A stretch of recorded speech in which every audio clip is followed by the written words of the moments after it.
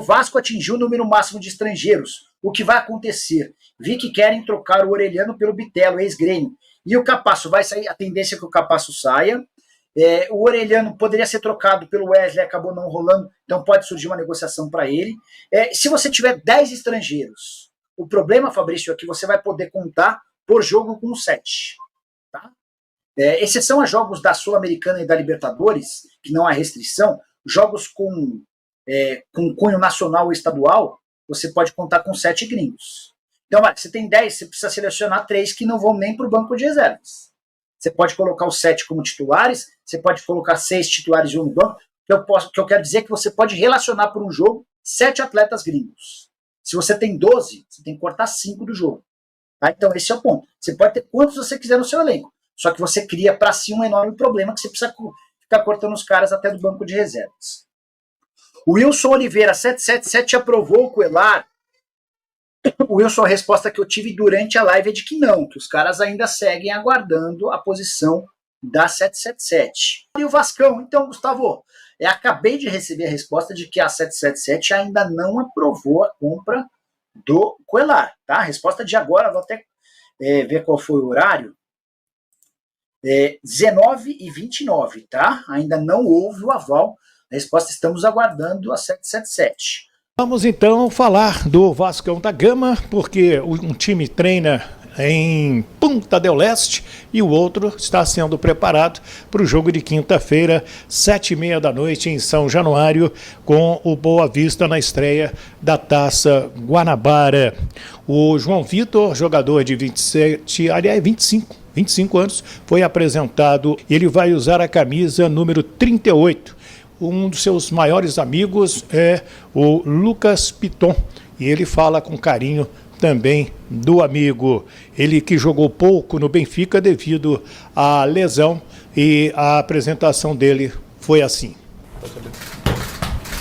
É a tua impressão primeira desse Vasco que você chega, seu segundo grande clube no Brasil, o Corinthians, não há dúvida, o Atlético Goianiense, mas um pouco mais abaixo do que Vasco e Corinthians. Como é que você está vendo esse novo momento seu, de entrosamento, de treinamentos, de parte de movimentação em campo, parte tática? Você é um zagueiro de qualidade, de ser veloz, de ser quebrador de linhas. Enfim, eu queria que você falasse um pouquinho desse teu início de trabalho, o que você está sentindo de perspectiva para o ano de 24. Boa tarde, Flávio. Primeiramente, é um prazer vestir essa camisa, tão grande no cenário nacional e mundial. A primeira impressão é muito boa. Volto para o Brasil. O Brasil é um lugar muito bem receptivo, então os jogadores me receberam muito bem. Tenho um grande amigo meu, se não um dos maiores amigos meus no futebol, que é o Lucas Piton. E em relação à comissão, uma comissão também que dá total liberdade para conversar. Se eu tenho uma dúvida, eu falo com eles, e também posso falar algo que eu pode aconselhar eles também. Então, estou me sentindo muito bem, acho que vai ser um ano maravilhoso para a gente. Tenho certeza que o grupo é um grupo muito unido, que é difícil de ter no futebol. Então, você tem um grupo unido, um grupo que não é rachado, isso já conta muito. Nosso grupo é muito bom e eu tenho certeza que vai ser um ano maravilhoso. Hoje estou muito feliz de ter vindo para o Vasco, conversei muito com o Alexandre Mato quando ele assumiu e foi em relação a me buscar. É um cara que passou total confiança, credibilidade para vir para o Vasco e não tem muito o que falar. O Vasco é um dos maiores clubes do mundo, do Brasil, então a oportunidade de vir e voltar a jogar, para mim, era enorme e eu não pensei duas vezes em aceitar o convite. Aí o João Vitor, zagueiro, ele gosta de jogar mais pelo lado direito, mas se precisar, também joga pelo lado esquerdo. Muita gente está apostando que foi uma grande contratação. O Capasso agora vira o 6º zagueiro no grupo do Vasco da Gama. Há quem acredite que ele vai ser uma moeda de troca e muita gente pedindo nas redes sociais, já que eu estou falando de argentino, vou entrar na situação do Orediano, que ele vem treinando bem, para que as pessoas o apoiem na quinta-feira em São Januário, dê aquela força, até para ele mudar de ideia e ficar no futebol carioca e ajudar o Vasco da Gama com a saída do Gabriel Peck.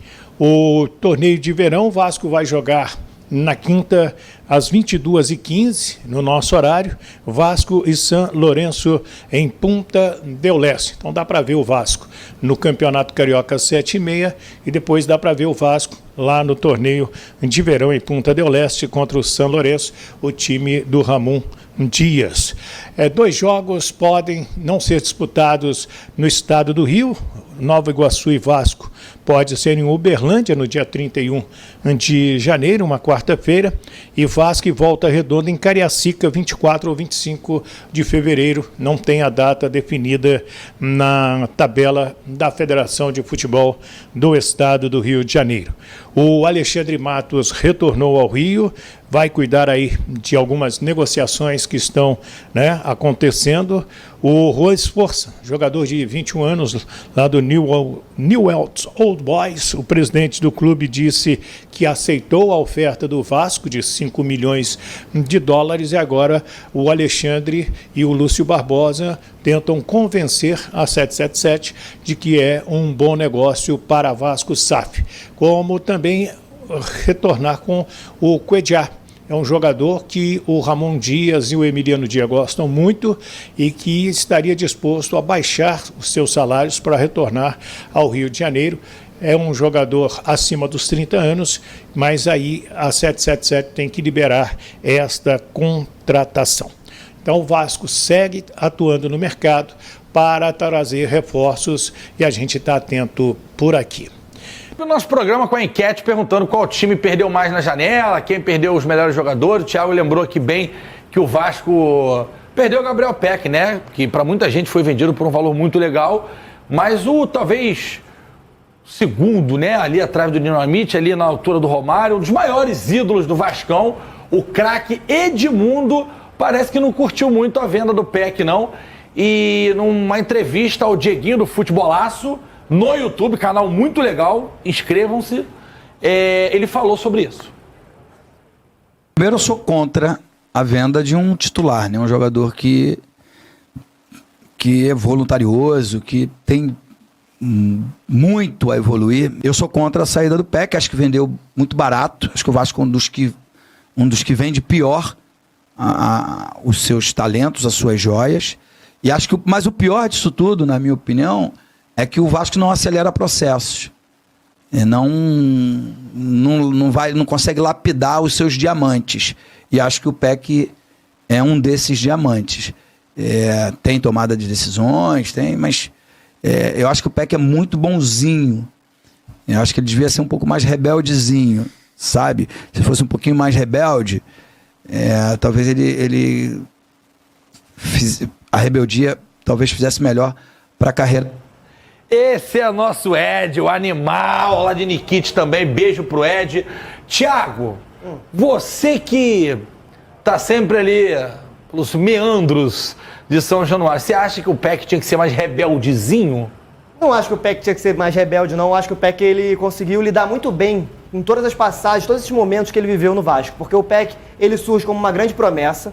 Ele não entrega tanto no primeiro momento, ele sofre muita crítica e pressão do torcedor. Aos poucos, ele sempre manteve a cabeça levantada, foi conseguindo contornar isso dentro de campo e hoje ele deixa saudade pro torcedor, porque o torcedor não queria a saída do Peck, futebolisticamente falando. O Peck hoje ele é um titular, ele é um jogador que taticamente é muito importante para a equipe, ele recompõe sempre, fez a melhor temporada em relação à artilharia, com 14 gols, que ele nunca tinha feito isso em outra na carreira. Do ano, né? Foi o melhor, talvez um dos melhores, acho que o Léo Jardim talvez o melhor jogador, mas ele ali também disputando, ele acho que nas últimas 4 temporadas, o Peck já tem 4 temporadas como profissional, essa foi de longe a melhor temporada do Peck. Agora, em relação à venda, eu não acho ela tão ruim assim, porque os valores são bons. O Vasco mantém 30% do passe do Peck para uma venda futura. O Peck é um jogador muito jovem ainda, vai jogar pré-olímpico com a seleção brasileira, e o Vasco vendeu por 49 milhões de reais, 10 milhões de dólares. Mas esportivamente, como é que repõe?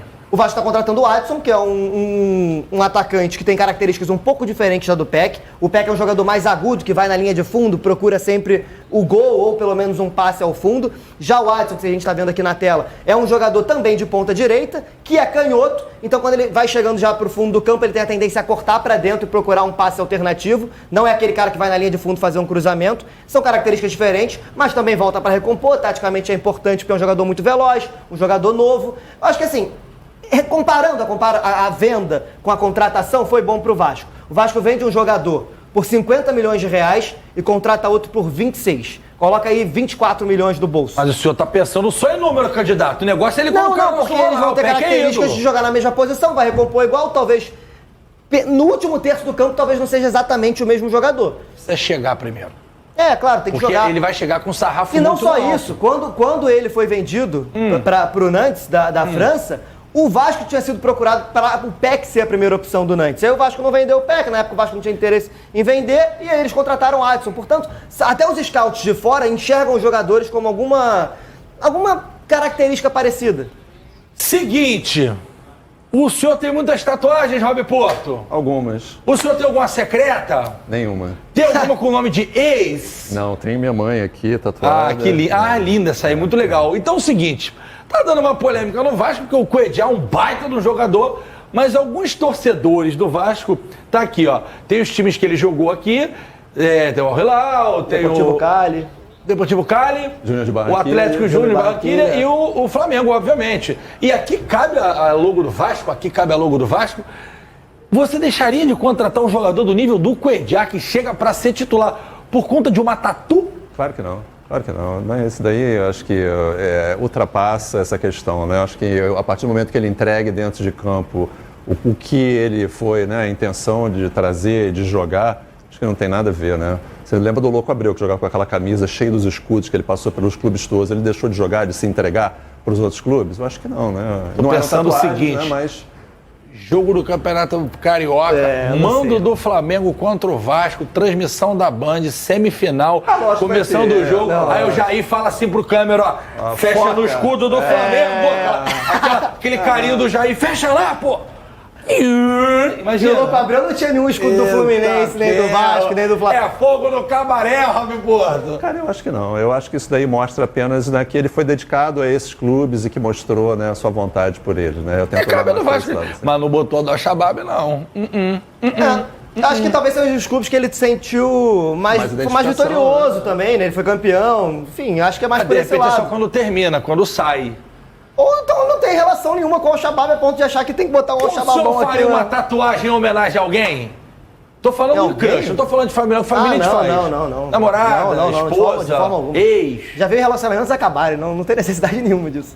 Mas a tatu marca na pele. Por isso mesmo, a pele vai continuar comigo, Pra né? não esquecer o nunca. relacionamento nem sempre. Aí então, né, vascaínos, mais um vídeo aí das notícias do Vasco da Gama, né, o Vascão aí com essas novelas do Cuejá, né, se vem ou não vem, a 77 aí, se paga ou não paga para o jogador vir, se tem um aval ou não da 777, né, tá nessa novela aí já há alguns dias, né, eu super aprovo a contratação do jogador, tem esse lance aí de que alguns torcedores foram contra, porque ele tem tatuagem do escudo do rival.